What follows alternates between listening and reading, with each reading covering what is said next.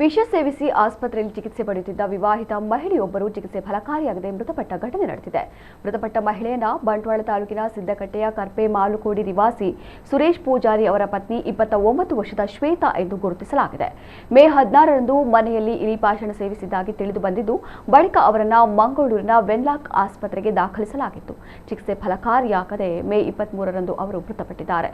ಘಟನೆಗೆ ನಿಖರ ಕಾರಣ ತನಿಖೆಯ ಬಳಿಕವೇ ತಿಳಿದು ಬರಬೇಕಿದೆ. ಮದುವೆಯಾಗಿ 2 ವರ್ಷವಾದರೂ ಮಕ್ಕಳಾಗದೇ ಇದ್ದ ಬೇಸರದಿಂದಲೋ ಅಥವಾ ತನ್ನ ಹಾಗೂ ಗಂಡನ ಚಿನ್ನಾಭರಣಗಳನ್ನು ಅಡವಿಟ್ಟು ಅಥವಾ ಮಾರಾಟ ಮಾಡಿ ಯಾರಿಗೂ ಹಣ ನೀಡಿದ್ದ ವಿಚಾರ ಮನೆಯವರಿಗೆ ತಿಳಿದರೆ ತೊಂದರೆ ಆಗಬಹುದೆಂಬ ಭಯದಿಂದಲೋ ಅಥವಾ ಇನ್ಯಾವುದೋ ಕಾರಣದಿಂದ ಮನನೊಂದು ಆತ್ಮಹತ್ಯೆಗೆ ಯತ್ನಿಸಿರಬಹುದು ಎಂದು ಶಂಕಿಸಲಾಗಿದೆ.